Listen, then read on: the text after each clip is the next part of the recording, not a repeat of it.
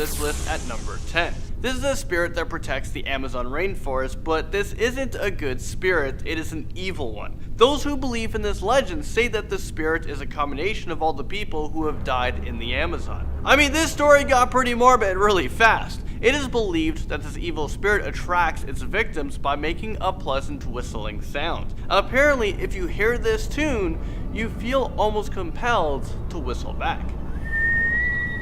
But be aware, because once you repeat the tune, the creepy spirit will take hold of you. So yeah, I'm not going to repeat the whistle, but now, according to this legend, if you are kind to the forest and animals, the El Tunshi will spare you. But if you are disrespectful to the forest and have a large carbon footprint, the odds of you making out of the forest alive are slim to none. Candy mixed with drugs rolls onto this list at number 9. This urban legend made people believe that vendors who sell chocolate and candies injected their products with cocaine and sold them to nearby schools so that the kids would become addicted to them and want to buy more. Honestly, they didn't need to inject candy and chocolate with cocaine. I'm pretty sure kids are already addicted to this stuff. Well, as it turns out, this might not have only been an urban legend, because something very similar to this story happened in Rio de Janeiro for real. In the 1980s, Van Amel candies were confiscated and shut down because their products contained drugs inside of them.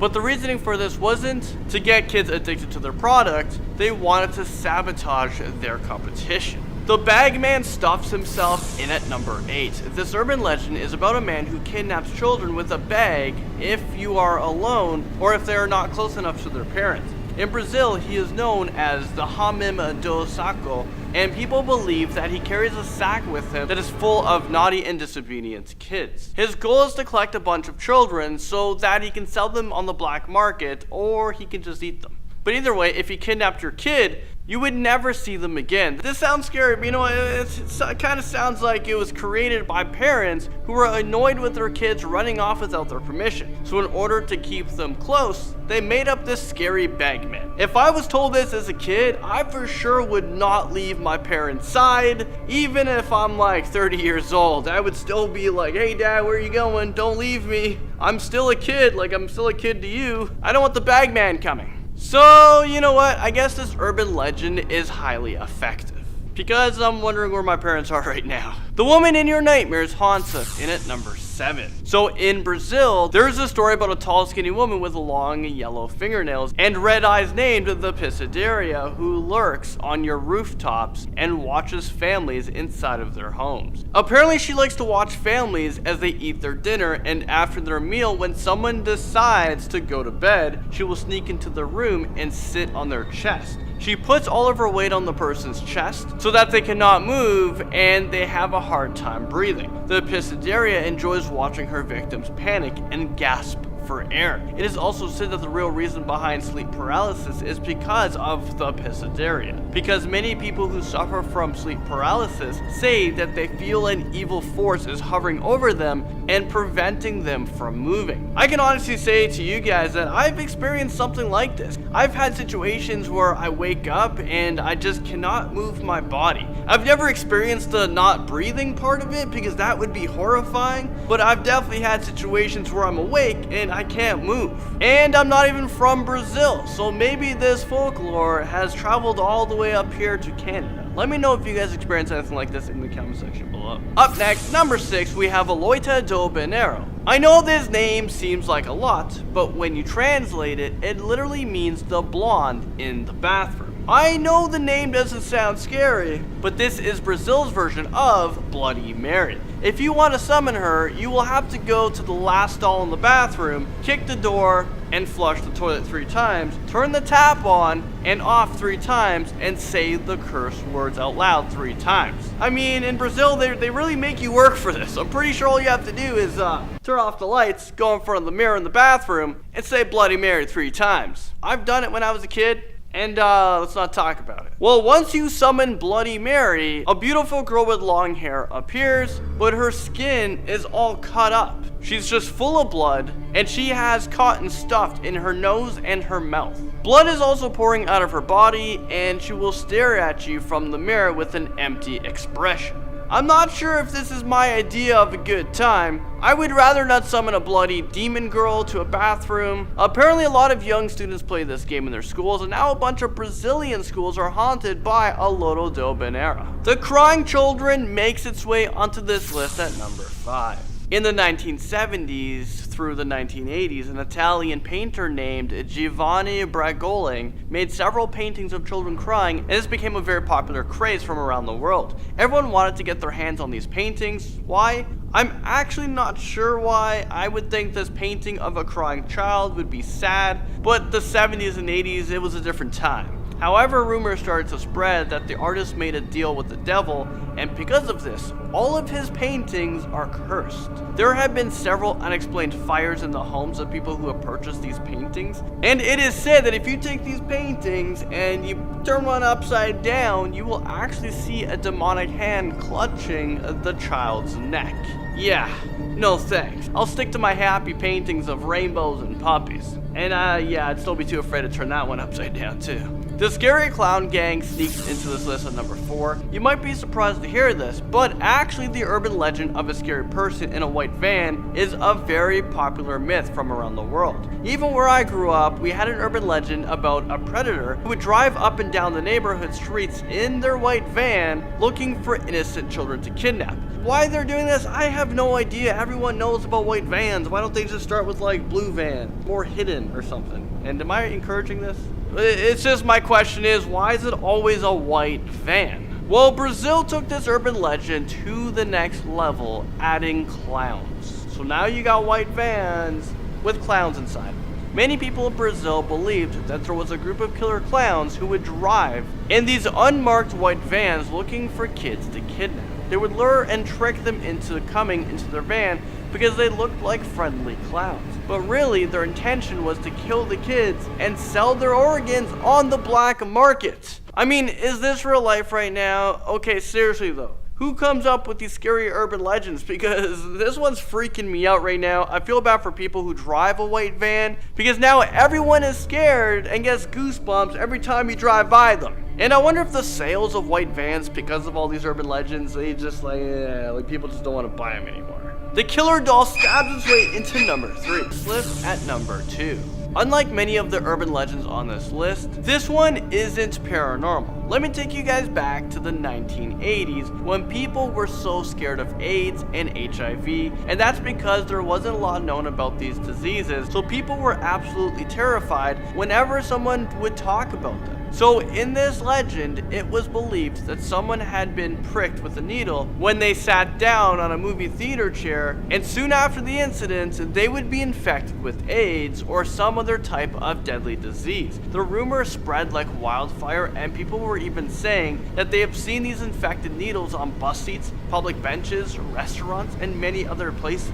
People were so terrified of these needles that people became very paranoid, and they were so scared, they were too terrified to leave their house. Even though this may seem real, there aren't any real life cases of people being pricked with these needles, so it just goes to show you how powerful an urban legend can be. The faux foul doll scares us in at number 1, especially it scares me. Guys, I'm serious when I say this is the creepiest doll I've ever seen. You don't believe me? Well, take a look for yourself.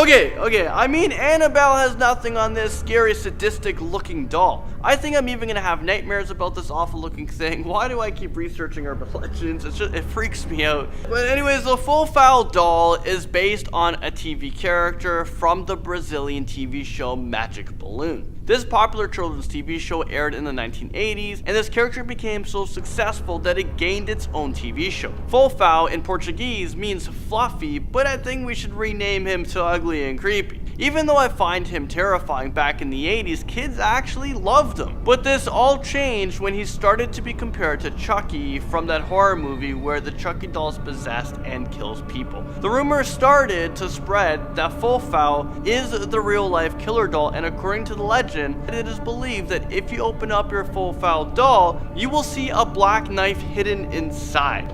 I mean, whoa, just when you thought the full file couldn't get scarier. Starting off at number 10 now, we have the ghost tape number 10. During the Vietnam War, it's claimed that the US came up with a very creepy new tactic in their fight against the Viet Cong. With the help of the South Vietnamese, the US Army created scary messages that sounded like voices of the dead. Along with shrieks, screams and moans, a dead Viet Cong soldier pleads with his comrades, saying things like, "My friends, I have come back to let you know that I am dead. I am dead." And also, "Don't end up like me. Go home, friends, before it's too late." American helicopters blasted this ghost tape all over the jungle to make it sound like the voices were coming from everywhere around them. This was intended to do more than just scare them. The US Army was playing on the strongly held Vietnamese belief that the spirits of the dead are doomed to walk the earth in their own personal hell if their bodies are not found and properly buried. It was hoped that this fear could be instilled in the Viet Cong and convince them to give up the fight or meet the same fate as the ghostly voices. Next up at number 9 now, we have the pregnant ghost. In December 2001, a house caught fire in Saigon which took the life of 7 family members. The fire started in the early morning and quickly engulfed the first floor, which was also a showroom for the family's motorbike shop. People living nearby were woken up by the smell of burning plastic tires. The family tried to escape but found the only way was through the balcony. One by one, people jumped down, but then a pregnant woman stepped forward onto the balcony.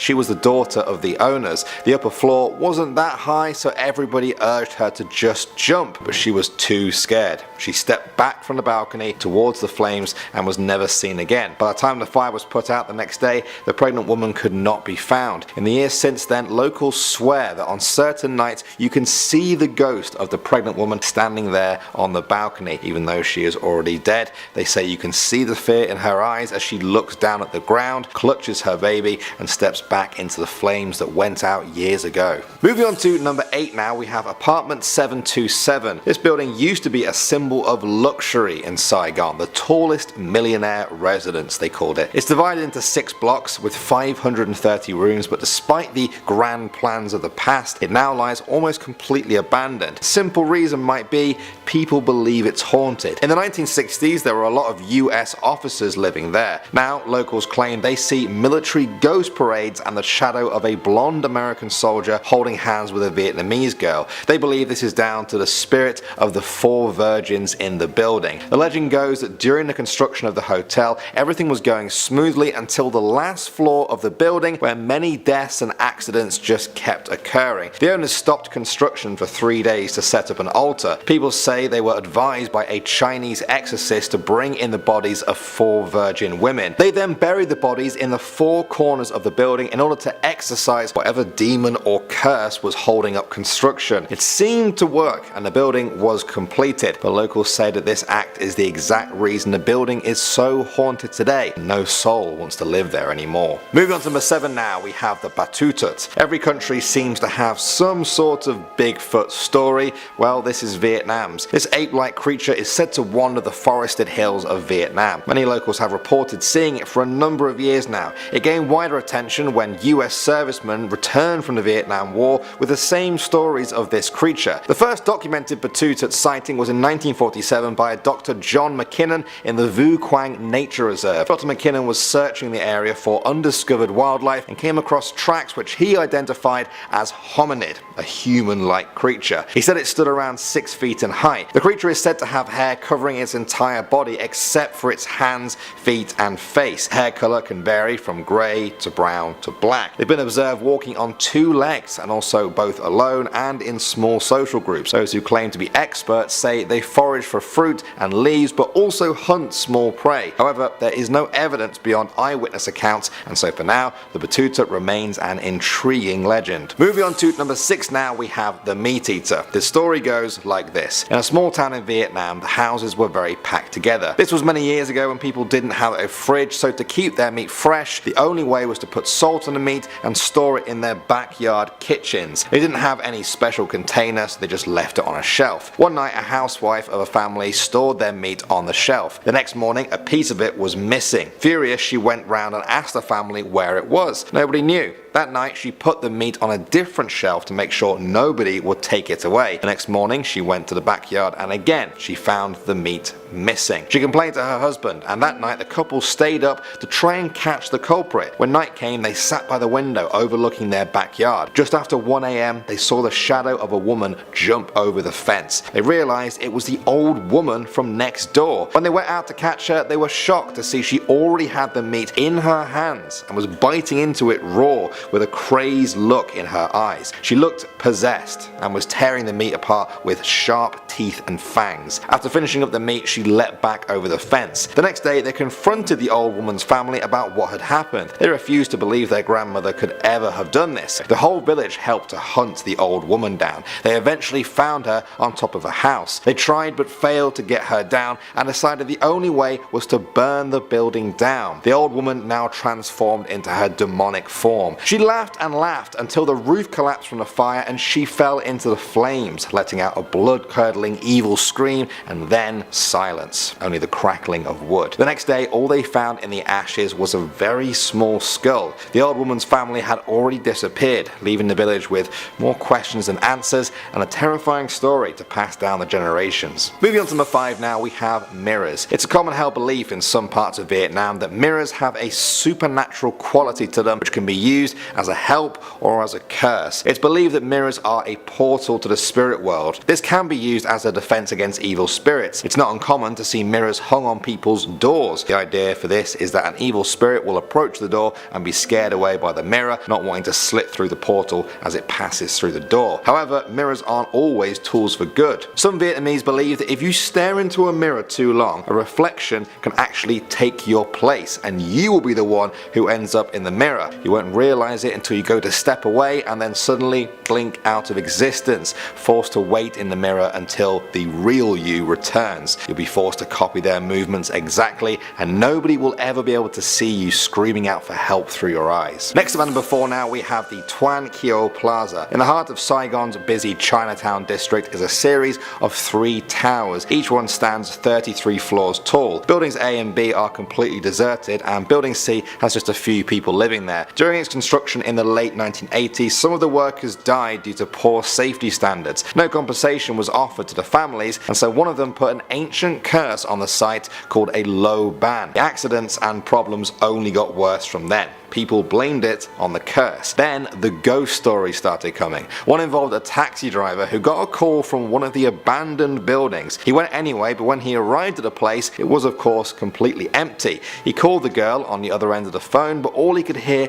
was heavy breathing and muffled screams. He drove away, terrified. When he asked local people about it, they said it was most likely the ghost of a girl who was murdered by her boyfriend on the site in 2005. There are many stories like this, only adding to just how deserted and creepy this plaza really is. Moving on to number 3 now, we have the lonely ghosts. There is a belief among some people in Vietnam that if people die alone, they will stay near where they died as ghosts because nobody was there to guide their spirits to the afterlife. They could have died alone on a road, maybe their family didn't even know of their death, or a person may have just died with no family at all, like an orphan. If someone had a violent death, as spirits they'll be mischievous, not always evil but often violent. September is known as the ghost month of Vietnam, and during that whole time you can see people burning paper money in rusty buckets in the hopes of appeasing the lonely ghosts. Next up at number 2 now, we have the Tao Dan Park. This 10-hectare park in Saigon is beautiful by day,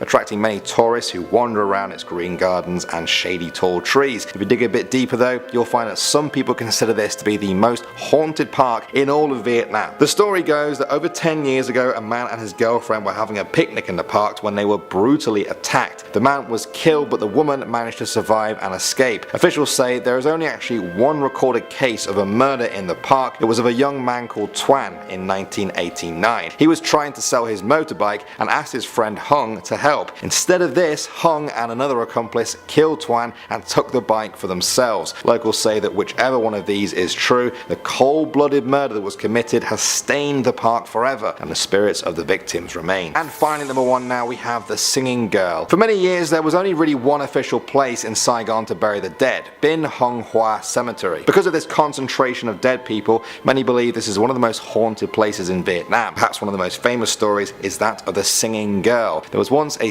16-year-old girl who lived in the area. She was known for her love of Kai Lung, a well-known singer in Vietnam. The girl fell for a singer from a local theatre. However, her father didn't approve of their love due to the singer's lowly background, and so he enforced him to enroll in the army in the hopes of separating the couple. A few months passed and the girl was heartbroken to learn that her love had died in the war. She was furious at her father and so hurt by her lover's death that she took her own life by jumping into the pond in that cemetery. Her body wasn't found until 6 days later. Ever since that fateful day, on every night with a full moon, locals will swear they see her standing in the moonlight on the edge of the water, mournfully singing her favourite singer's song. Starting off at number 10 now, we have the Obra River monster. The Obra River in West Poland is picturesque on the surface. It's a popular place for canoeing and kayaking. However, under the surface there lies a creepy urban legend. They say a monster lies down there and has done for generations. Over the years, many witnesses have reported seeing a giant snake-like creature in the lakes connected to the river. They say they've seen it surface to attack ducks, swans, and even small dogs, which are often dragged underwater, never to be seen again. Others say they've seen the snake approach boats and try its luck with them, showing it isn't even afraid of us humans. It's been compared to the Loch Ness monster, with some people saying that it's actually the last survivor of an ancient reptilian creature. Of course, that would mean that it would have to be near enough immortal by this point, so perhaps there isn't just one, but a number of different Obra monsters, all lurking below the waters, waiting until their numbers are strong enough to return to the surface. Next up at number 9 now, we have the Rusalka. This is a Polish tree spirit, traditionally thought to inhabit the woods and lakes of western Poland. Rusalka were thought to be the spirits of murdered girls. They yearn for continued existence, but for that they need the energy of the living. So, at certain times of the year, they will climb out of their lakes and sit on the branches of willow and birch trees. There, they wait for a man. He will become infatuated with the undead temptress and follow her back into the water. She will then entangle him with her long hair and pull him to the bottom to drown. In the olden days, it was said that the Rusalka really didn't like women, probably out of jealousy. Women would hang scarves and linen in the forest to appease the Rusalka. If you're planning a trip to Poland and want to avoid these, they are said to become most dangerous around early June, especially during a time known as Rusalka Week, where the spirits leave the woods and cause crop damage, illness and death across the land. Moving on to number 8 now, we have the Striga. This is a female creature who feeds on human blood. Every country we've looked at seems to have a vampire legend. This is Poland's. The Striga's origin is connected to the belief of duality of the souls. A common explanation is that most of the time humans are born with a single soul. I mean, how could they not? Right? Well, apparently sometimes, very rarely, a person is born with two. They may live a totally normal life, but when they die, only one soul leaves the body. The second gets trapped inside the body, keeping it alive in an undead sort of way, more vampire than human. They are now a Striga, bound to living between the spheres of life and death until the second soul leaves too. At first, they may look quite human, but as time goes on, they change. They may start out getting grey or blue skin. Then their features become bird-like. They grow claws, bird eyes, and have feathers growing off their back. During the day, they sleep in their own graves and then come out at night for a hunt. They need human blood to survive and will suck it out of their victims while eating their entrails. I know. Apparently, you can tell if someone is going to turn into a Striga if they are born with an extra appendage of sorts, 2 rows of teeth, 2 hearts, or just any other anomaly like that. Just warning you all. Next up at number 7 now, we have the Ogniki. These are demons which guard the graves where forgotten treasures are hidden. In life, they used to be humans, but only a specific kind of person becomes an Ogniki. It's not necessarily evil people, but deceitful ones, people who are fraudulent or unjust to others. The Ogniki live in marshes and swamps. They are hostile to people. If lost wanderers reach the areas haunted by the Ogniki, they are led into the most dangerous parts of that swamp and drowned in a pool of slime. People are drawn to them by the lights they leave flickering over the swamps. They are said to be hypnotic in nature, pulling them in. The lights sometimes appear as a pair of hands holding either a candle or an indescribable light source. Either way, the light will always be where the treasure is not. You see, the Ogniki are greedy spirits who try and draw humans away from the treasure they are protecting. This is a reflection of the greed they had in life. Next up at number 6 now, we have the Zmori. These are evil, half-demonic creatures that feed off human life force. But there is a catch. They can't actually kill their own prey directly. Polish mythology describes describes them as the wandering souls of those living people who were lost in a deep sleep state or suffering from a severe disease. The souls left the body as it began to fail. Now they remain between the world of the living and the world of the dead. They enter people's houses at night, seeking the vital human energy they need. They sit on people's legs or chests as they sleep, causing sleep paralysis or breathing problems. That's when they feed on your life force. The Zmori may be spirit-like, but they are more physical than ghosts. It's said that they can't actually pass through physical objects like doors or walls, but they don't really need to though. The Zmori can take on any form they like. They can become as flat as a pancake to slide under your door, or as thin as a hair to slide right through your lock. They prefer to stay invisible, but some can take the form of a human where they would have a semi-transparent body. Attacking humans is their ultimate goal, but they will also go for animals too. They say the Zmori like horses for their strength. You can tell a horse has been visited by one because it will be sweating and visibly exhausted in the morning. If you ever have a morning like that, maybe you have been visited too. Next up at number 5 now we have the Bogniki. These are female personifications of the wild forces of nature in old Polish mythology. They are seen as demons that only have two approaches to us humans, neutral or hostile. There are no friendly ones. They attack humans. Specifically, they attack women during childbirth. That's right,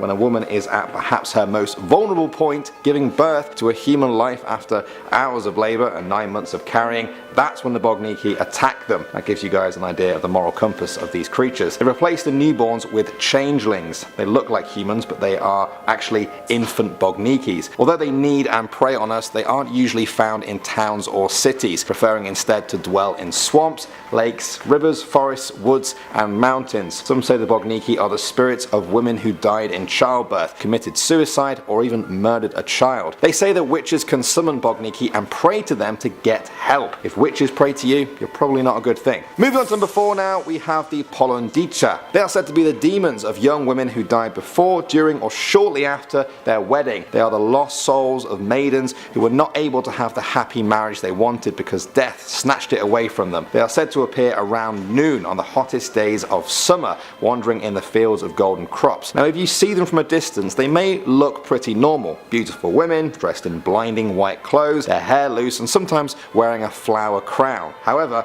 when you look closer, you can see that something is not right. Their teeth look like steel, they have a swollen tongue and their skin looks rotten and burned. They hold a sickle and ambush people from behind. They may ask riddles or questions for their own amusement, but if you fail to appease them, they will attack. The victim is tortured until they are maimed or even killed. The most common form of death is by the heat that they radiate with. Meeting one can cause heavy headaches, heartaches, paralysis or loss of consciousness. Parents often fear their children who play alone in crop fields will be kidnapped by them or permanently blinded. Oh, and she often appears with whirlwinds and 7 black dogs accompanying her. Our descriptions continue, and trust me, none of them get any nicer. Moving on to number 3 now, we have the Bieda. This is a demon whose name translates to poverty. It's quite a fitting name for this immortal being that brings misfortune, misery and grief to everyone who's near her. She is tall and lean, described as twig-like and covered in old rags. She wanders the earth looking to feed on a very specific source of nourishment, human happiness and luck, kind of like a dementor. If you've been lacking some of those in your life recently, perhaps you have a Bieda nearby. When she finds a target, she settles down in a nearby house. You'll know that this has happened by a series of disasters or general troubles occurring in your family. She can turn herself into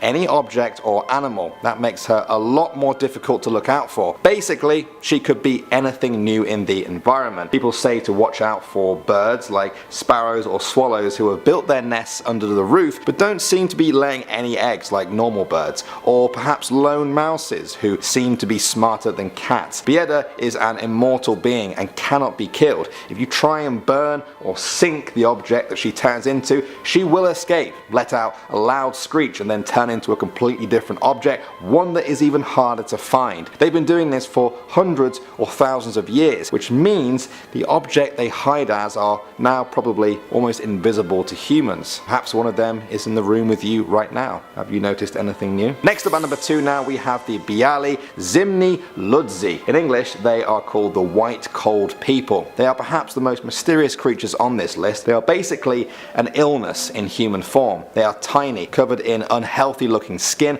and scuttle around in a feverish insect kind of way. They can be the size of your hand or as small as the head of a pin. They are always bad omens, able to haunt and prey on people. They live in forests and swamps and love to ambush travelers from a hiding place in a puddle by the side of a road. Once they have selected you as a target, they will hide in your clothes and wait for you to fall asleep. Then, very quietly, they will climb onto your face and enter your body through your mouth or your nose. Once they're in your respiratory system, they will infect you with various hard to cure illnesses. When you wake up, the first sign of a visit will be a high fever. It was thought that to cure this, the victims were forced to drink strong spirits mixed with powdered dried eyes of a crayfish or eat a stalk from an old broom on a slice of bread and butter. Don't ask me why, I didn't make the rules. Another curing ritual involved drilling a deep hole in a tree trunk, breathing through it and then clogging the hole with a wooden stake. This was supposed to imprison the exhaled demons inside the tree trunk. They always find a way to get out again. And finally, number 1 now, we have the Chernobog. We've undoubtedly saved the best till last with this one. Some say the Chernobog is the king of monsters, others call him the Black God, some simply say he is the devil. I'm sure you can already see what kind of being you're dealing with here. He is the source of all evil in the world and enjoys nothing more than stealing and devouring souls. This lord of hatred causes calamity and disaster, bringing bad luck and misfortune